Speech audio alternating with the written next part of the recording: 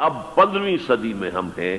اب ایک بات میں کہہ رہا ہوں اور وہ میری ذاتی رائے ہے، گمان، اندازہ، اس میں مجھ سے اختلاف کرنے کا ہر ایک کو حق ہے۔ میرے نزدیک 15ویں صدی ہجری اب مجدد کامل الامام المہدی سلسلہ تجدید خلافت کی آخری کڑی کے ظہور کا وقت ہے۔ اس میں مجھے ایک تو قرآن مجید سے اشارہ ملا ہے، اشارہ ہے، میں اسے تفسیر نہیں کہتا۔ میرے نزدیک قرآن مجید میں چند آیتیں سورہ مدثر کی اور چند آیتیں سورہ انشقاق کی بڑی عجیب ہے۔ سورہ مدثر کی آیات میں حضور کی آمد کا نقشہ کھینچا گیا ہے، کلا والقمر واللیل اذ ادبر والصبح اذا اسفر انہا لإحدی الکبر نذیرا للبشر لمن شاء منکم ان یتقدم او یتأخر۔ نہیں، قسم ہے چاند کی، کلا والقمر واللیل اذ ادبر، اور رات کی جبکہ وہ پیٹھ موڑ لے جانے لگے، اور صبح کی جبکہ وہ روشن ہو جائے۔ حضور سے پہلے 600 برس ایسے گزرے ہیں دنیا میں کہ نبوت کا سورج نہیں تھا، بس چاند جیسے مستعار روشنی چاند کی ہوتی ہے، تو سابقہ انبیاء کی مستعار روشنی تو کوئی دنیا میں تھی، دھندلی دھندلی جیسی چاند کی ہوتی ہے، لیکن وہ سورج نہیں تھا۔ لیکن اب وہ رات ختم ہو رہی ہے، واللیل اذ ادبر، جا رہی ہے محمد صلی اللہ علیہ وسلم کا سورج، یہ شمس نبوت و رسالت طلوع ہو گیا۔ والصبح اذا اسفر انہا لإحدی الکبر، بہت بڑی باتوں میں سے ایک بات ہے جو ہوئی ہے، وہ معمولی واقعہ نہیں ہے، احدی الکبر، یہ تاریخ انسانی کے عظیم ترین واقعات میں سے ہے بعثت محمدی، نذیرا للبشر، پوری نوع انسانی کے لیے نذیر بن کر آئے۔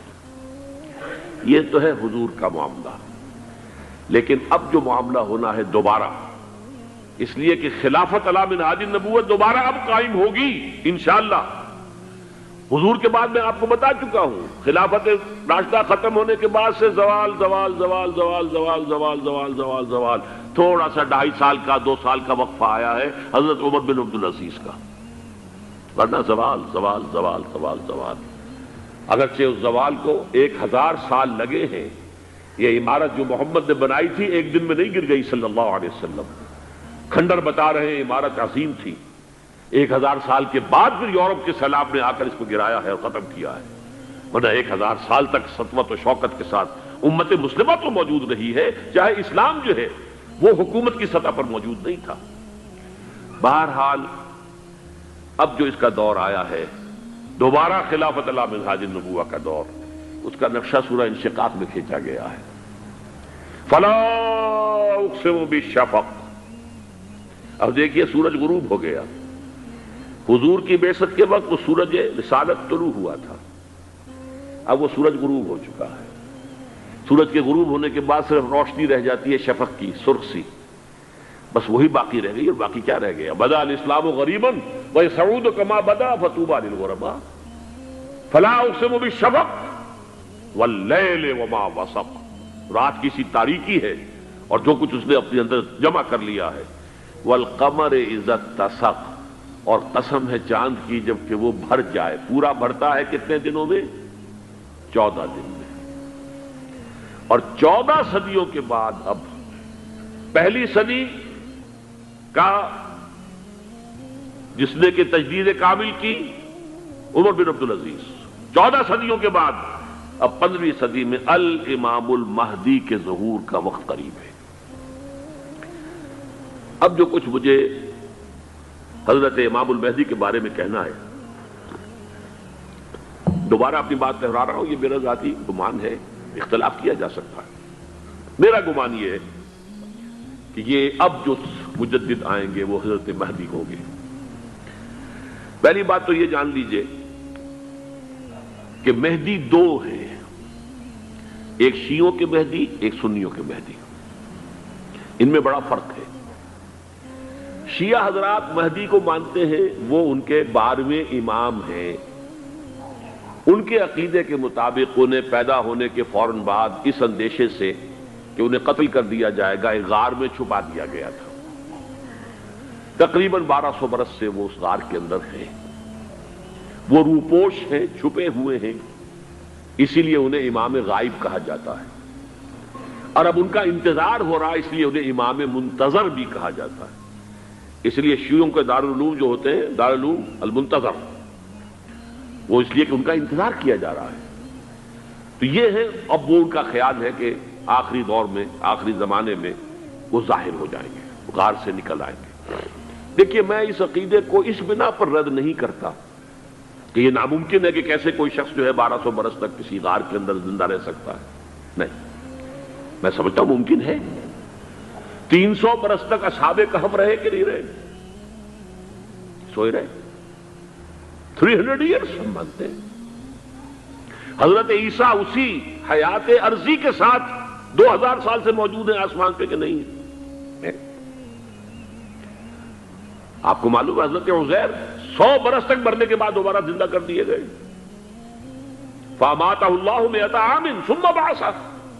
تو ناممکنات میں سے کوئی سوال پیدا نہیں ہوتا، لیکن یہ کہ آیا کوئی امامت معصومہ کا تصور قرآن اور حدیث سے ہمیں ملتا ہے؟ پھر یہ کیا یہ موروثی امامت کہ حضرت علی کی نسل جو حضرت فاطمہ سے چلی ہے اسی میں یہ امامت ہوگی؟ اس کے لیے ہمارے پاس کوئی دلیل نہیں ہے، ہم اس کو تسلیم نہیں کرتے۔ ہم تو سمجھتے ہیں کہ معصومیت ختم ہو گئی محمد الرسول اللہ صلی اللہ علیہ وسلم پر، خاتم المعصومین ہے محمد الرسول اللہ۔ اب ان کے بعد تو اجتہاد ہے اور خلافت ہے، عام معاملات میں اجتہاد ہوگا، نظام خلافت کا ہوگا۔ تو ہمارے نزدیک جو میں جس مہدی کا نام لے رہا ہوں وہ مہدی ہے جو ایک مجدد ہوں گے، جیسے کہ مجددین کے نام میں نے آپ کو گنوائے ہیں، مجدد الفسانی ہو، شاہ ولی اللہ ہو، سید احمد بریلوی ہو، شیخ الہند ہو، ایک ہوں گے انسان جو پیدا ہوں گے انسانوں کی طرح، عام طور پر اپنی عمر کو، پختگی کو پہنچیں گے، پھر وہ سامنے آئیں گے منظر پر، پھر وہ کام کریں گے، قیادت کریں گے، عرب میں ان کا ظہور ہوگا۔ دوسری بات یہ نوٹ کر لیجئے حضرت مہدی کے بارے میں، ہمارے ہاں احادیث کے جو مجموعے ہیں ان میں جو ٹاپ کے 2 مجموعے ہیں ان میں کہیں حضرت مہدی کا ذکر نہیں ہے، نہ صحیح بخاری میں نہ صحیح مسلم میں، لیکن ہم اسے نظر انداز نہیں کر سکتے کہ صحائح ستہ کی بقیہ 4 کتابوں کے اندر موجود ہیں، لہذا نظر انداز نہیں کر سکتے، اگنور کرنا ممکن نہیں ہے۔ اب اس میں چاہتا ہوں کہ کچھ حدیثیں آپ کو میں سناؤں جن میں حضرت مہدی کا تذکرہ کیا گیا ہے۔ پہلی ہے وعن عبداللہ ابن مسعود قال قال رسول اللہ صلی اللہ علیہ وسلم، حضرت عبداللہ ابن مسعود سے روایت ہے، وہ فرماتے ہیں کہ حضور نے ارشاد فرمایا لا تذهب الدنيا حتى يملك العرب رجل من اہل بیتی، یہ دنیا ختم نہیں ہوگی جب تک کہ عرب پر میرے اہل بیت میں سے ایک شخص کی حکومت قائم نہ ہو۔ اور آپ کو معلوم ہے کہ آج تک عرب پر حضور کے اہل بیت کی کوئی حکومت قائم نہیں ہوئی، اور جب قائم ہوئی بھی تھی حضرت علی کو اگر شمار کیا جائے، اس لیے کہ حضور نے وہ جو مشہور واقعہ ہے کہ ایک چادر میں لے لیا تھا حضرت علی کو اور حضرت فاطمہ اور حضرات حسنین کو، اللہم ہؤلاء اہل بیتی، اے اللہ یہ بھی میرے اہل بیت ہیں، تو حضرت علی کی بھی حکومت منعقد نہیں ہوئی، پورے عالم اسلام پر ان کی حکومت نہیں تھی، اس لیے کہ شام اور مصر دونوں صوبے جو ہیں انہوں نے ان کی اطاعت قبول نہیں کی تھی۔ اس حوالے سے یہ معاملہ ابھی ہونا ہے۔ لا تذهب الدنيا حتى يملك العرب رجل من اہل بیتی یواطئ اسمہ اسمی، اس کا نام وہی ہوگا جو میرا نام ہے، یعنی محمد صلی اللہ علیہ وسلم، اور ان کا نام بھی، مہدی کا نام بھی محمد ہو، مہدی تو ان کا لقب ہے۔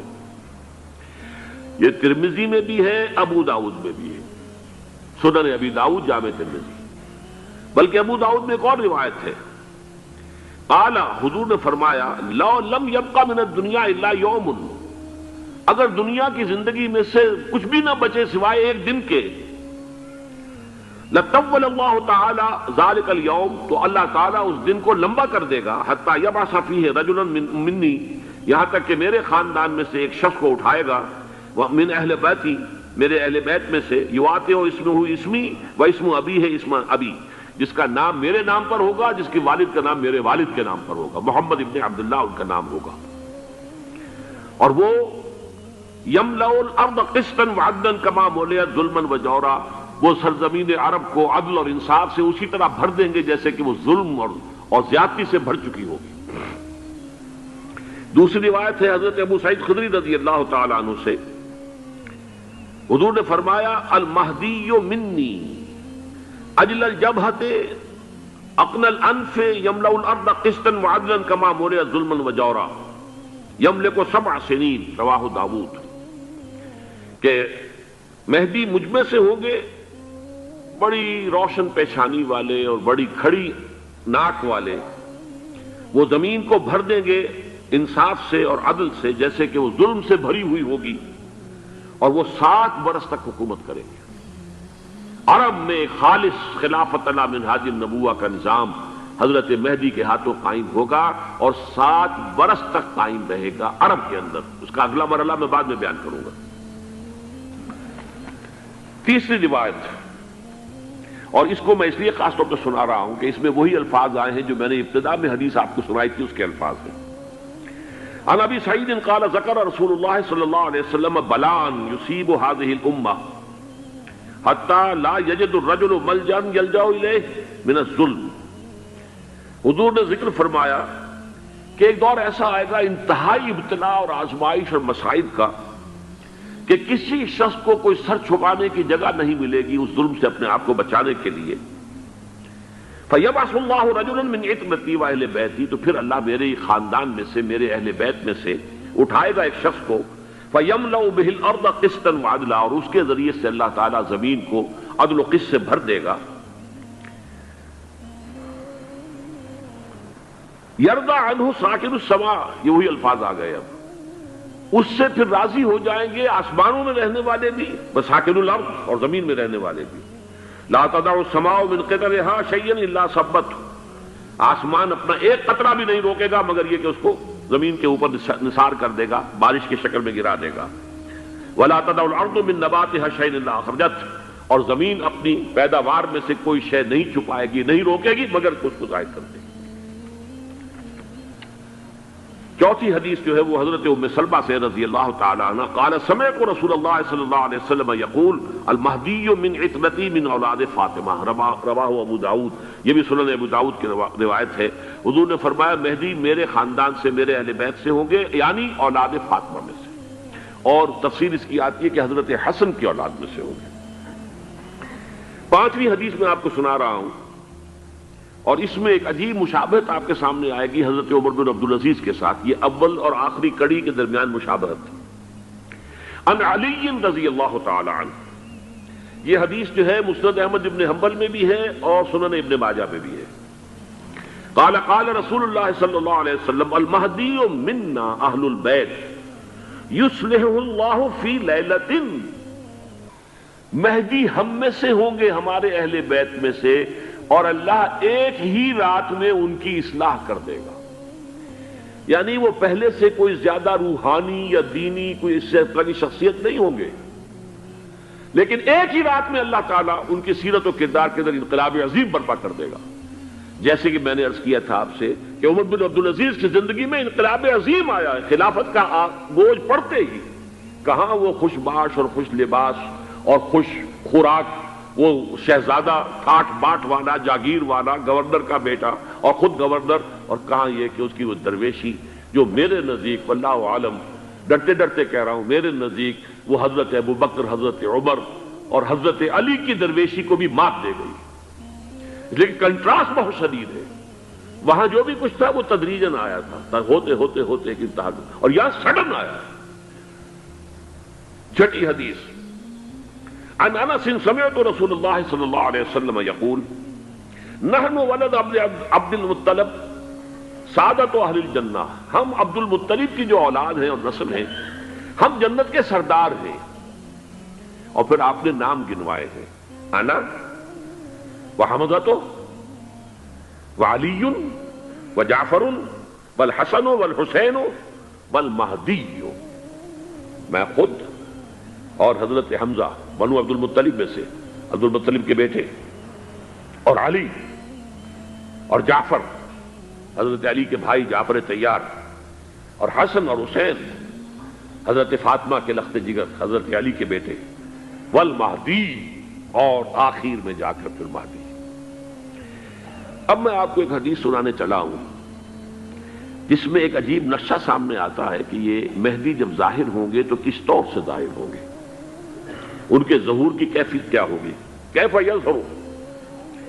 یہ روایت ہے حضرت ام سلمہ سے رضی اللہ تعالی عنہا، حضور کی زوجہ محترمہ ہیں، فرماتی ہیں ام سلمہ عن النبی صلی اللہ علیہ وسلم قال یکون اختلاف عند موت خلیفۃ، موت خلیفۃ، حضور نے فرمایا ایک خلیفہ کی موت پر اختلاف واقع ہو جائے گا، خانہ جنگی ہو جائے گی۔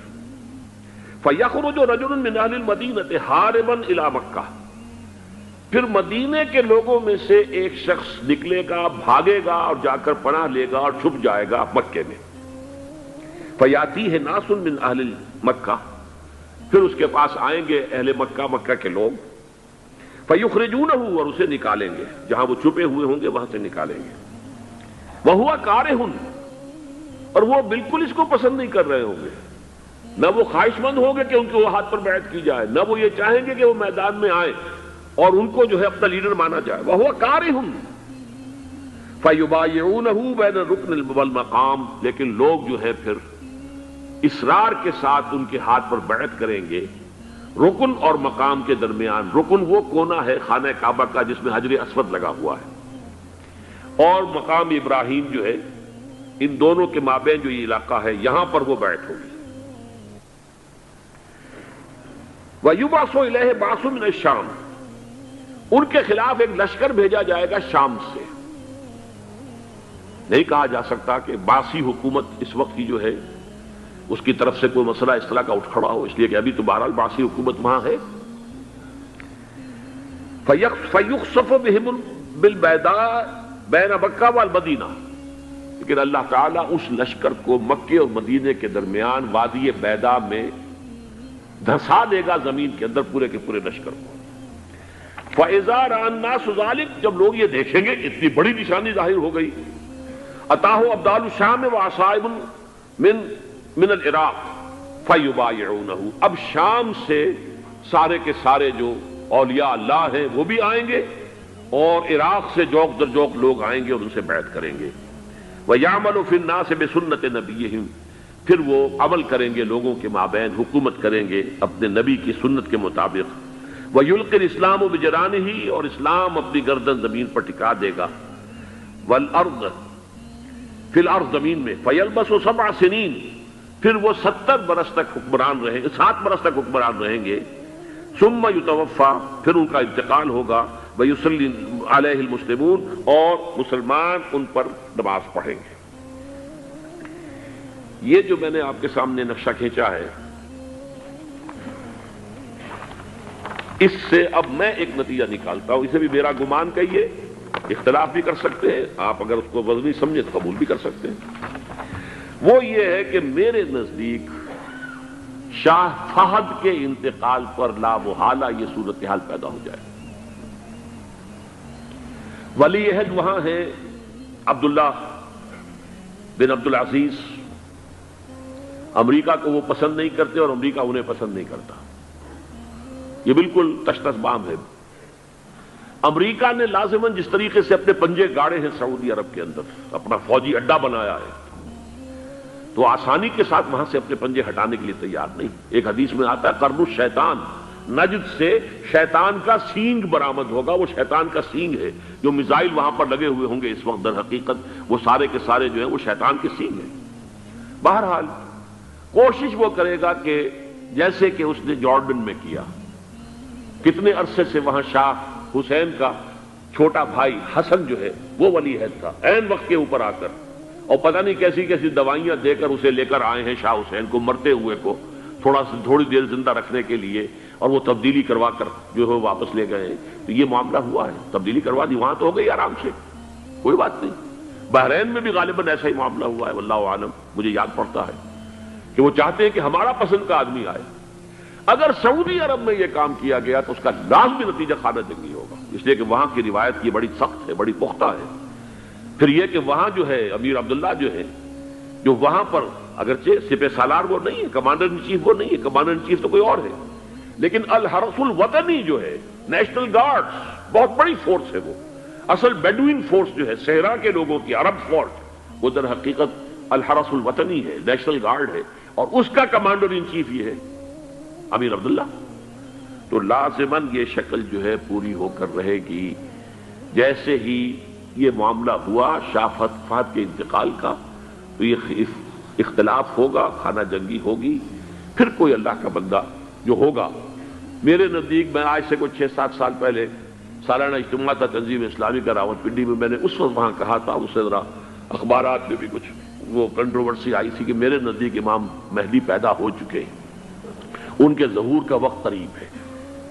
اور اس کی تھوڑی سی بات میں مجھے معلوم ہوا کہ جین ڈکسن غالباً نام ہے امریکن اس کا، جس نے یہ پیشن کوئی خبر دی تھی کہ 1962 میں عالم عرب میں ایک بچہ پیدا ہوا ہے کہ جو وہاں کا نقشہ بدل کر رکھ دے گا. یہ جین ڈکسن کی غالباً پیشن گوئی ہے. بہرحال مجھے اس کی پیشن گوئی سے کوئی دلچسپی نہیں ہے. میں تو جو احوال دیکھ رہا ہوں، یعنی اسرائیل کا قائم ہو جانا اور اس کے بعد اب یروشلم کا مسلمانوں کے ہاتھوں سے نکل جانا، اور اب گویا کہ وہ الملحمۃ العظمیٰ جو ہے تلی کھڑی ہے، کسی بھی وقت جو ہے یہ جو ہے وہ لاوا پھٹ سکتا ہے، آتش فشاں پھٹ سکتا ہے. تو یہ تمام حالات ایسے ہیں کہ جن کی وجہ سے میں سمجھتا ہوں کہ ایک تو جو قرآن مجید کے اشارات میں نے آپ کو بتائے، 14 صدیاں 14 دن میں چاند کا پورا ہونا، والقمر اذا اتسق، 14 دن میں 14ویں کا چاند. اسی طرح اب یہ 14 صدیوں کے بعد یہ صدی جو 15ویں صدی ہے، یہ در حقیقت ظہور امام مہدی کی صدی ہے. لیکن یہ کہ امام مہدی کی حکومت قائم کرنے کے لیے کون لوگ آئیں گے؟ عرب جو ہیں وہ اندر سے کھوکھلے ہو چکے ہیں.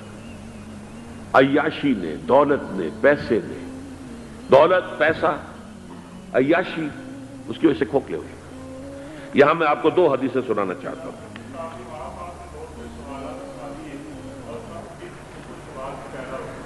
بہت سے ہو گئے، آپ اطمینان سے تشریف رکھیے.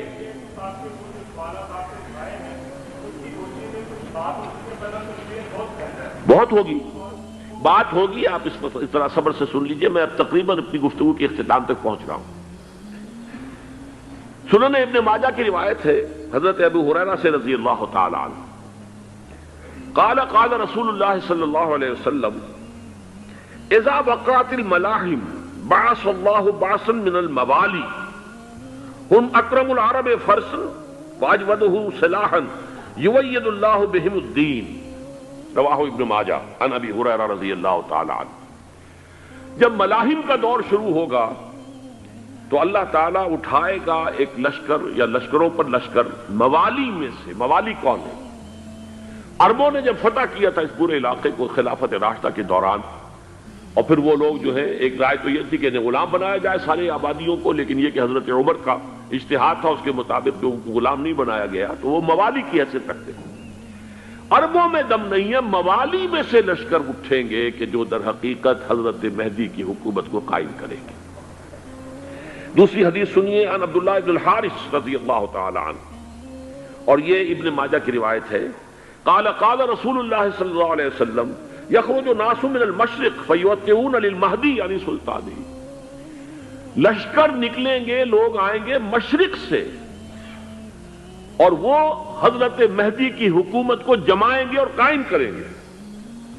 اب ذرا نوٹ کیجئے کہ جزیرہ نماء عرب کے مشرق میں کون سے ملک ہیں؟ 3: ایران، افغانستان، پاکستان. یہ 3 سالڈ مسلم ممالک، مسلم آبادی اکثریت. ویسے تو یہ کہ آگے ہندوستان میں 20 کروڑ مسلمان ہیں، لیکن وہ 20 کروڑ جو ہے وہ تو 80 کروڑ کے اندر تحلیل ہو جاتے ہیں غیر مسلموں میں.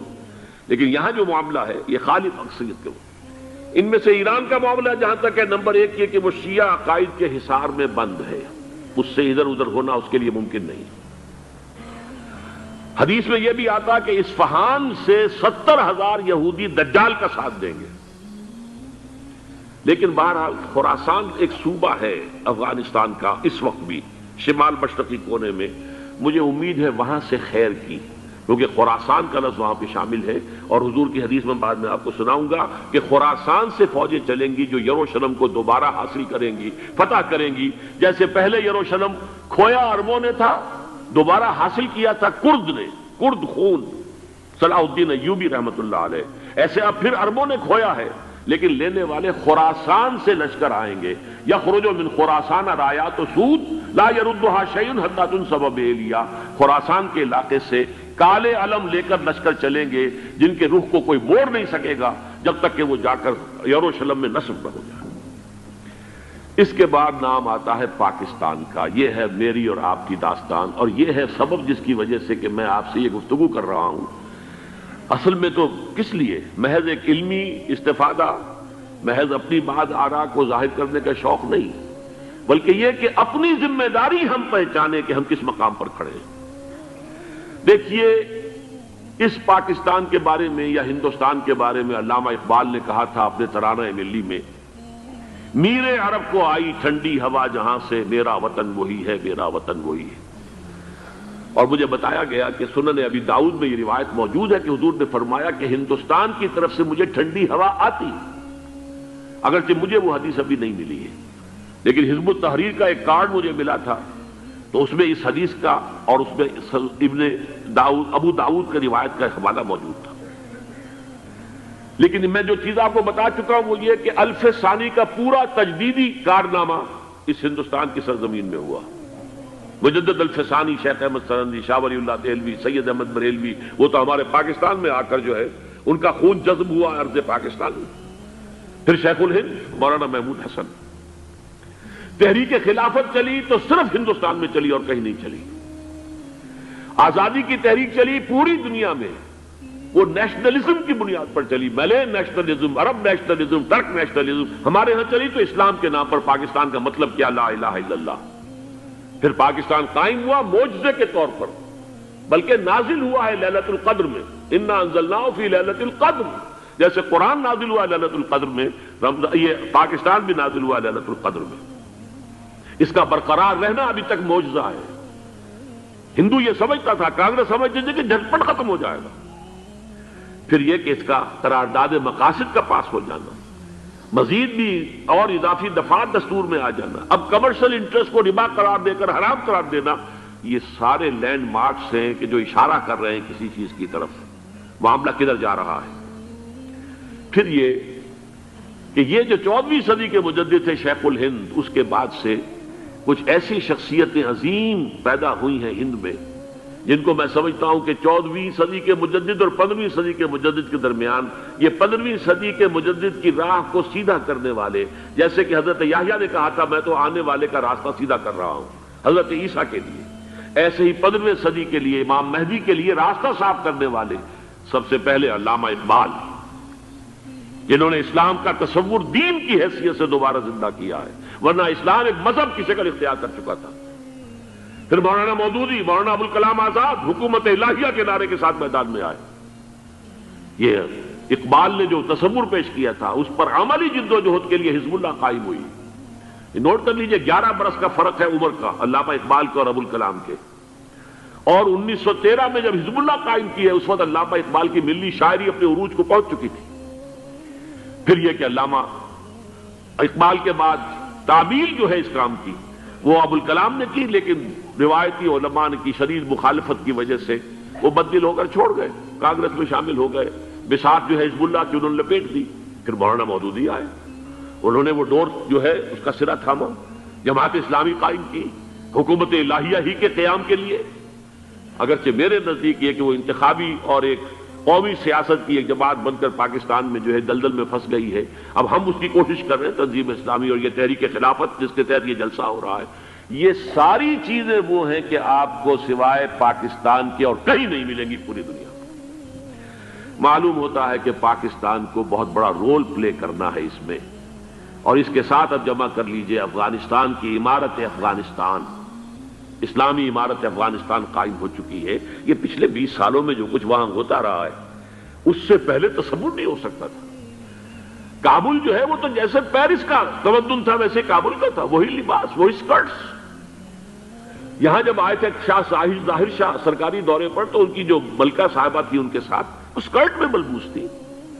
کابل جو ہے وہ بالکل ایک پیرس کی طرح کا شہر تھا. آج کابل جو ہے جا کر دیکھیے، علامہ اقبال کے فرزند بھی دیکھ کر آئے ہیں، تو اگرچہ وہ خود میں سمجھتا ہوں کہ خاصے انہیں آپ لبرل کہیں، آزاد خیال کہیں، لیکن اس درجے متاثر ہو کر آئے تھے کہ انہوں نے یہ کہا افغانستان میں جو میں نے حالات دیکھے ہیں کہ اگر 2-4 اور مسلمان ملکوں کے اندر یہ نظام قائم ہو جائے تو پوری دنیا مسلمان ہو جائے گی۔ یہ سب کچھ کیسے ہو رہا ہے؟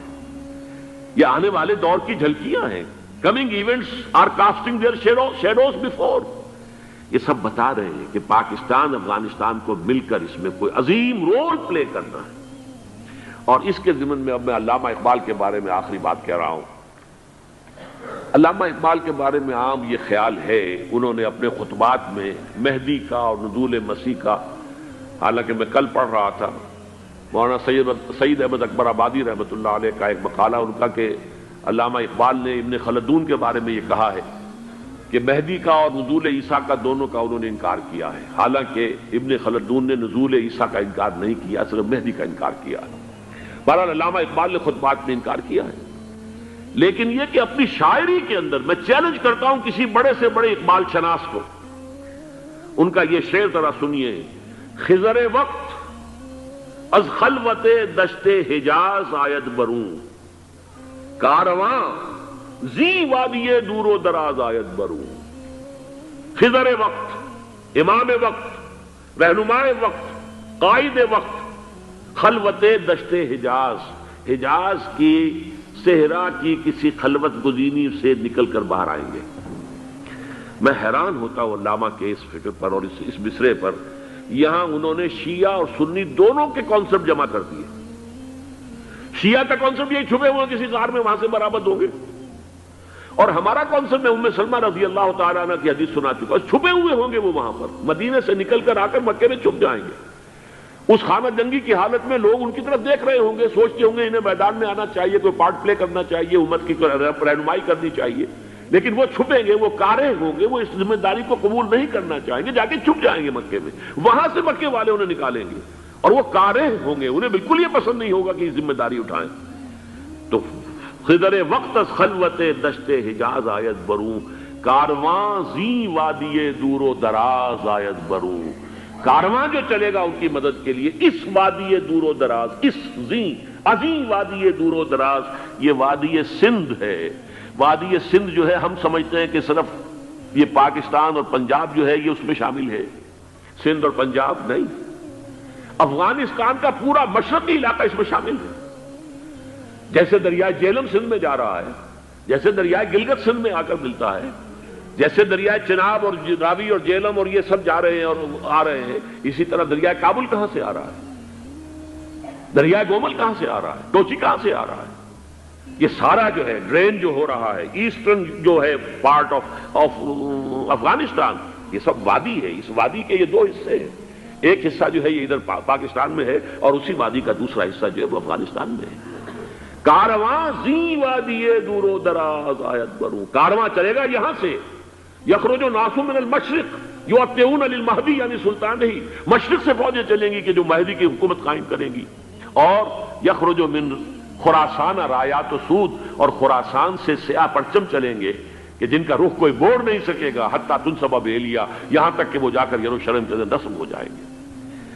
حضرات، میں ایک میری گفتگو کا حصہ باقی تھا لیکن میں اسے چھوڑ رہا ہوں، اس لیے کہ گلوبلائزیشن جو اس کی ہوگی، جو خلافت علی منہاج النبوہ کی تجرید کامل حضرت مہدی کے ہاتھوں عرب میں ہوگی، اس سے پہلے اس کے لیے محنت، کوشش، جد و جہد پاکستان اور افغانستان میں ہو چکی ہوگی جو اسے سپورٹ کرے گی اور وہاں جا کر حکومت قائم کرے گی۔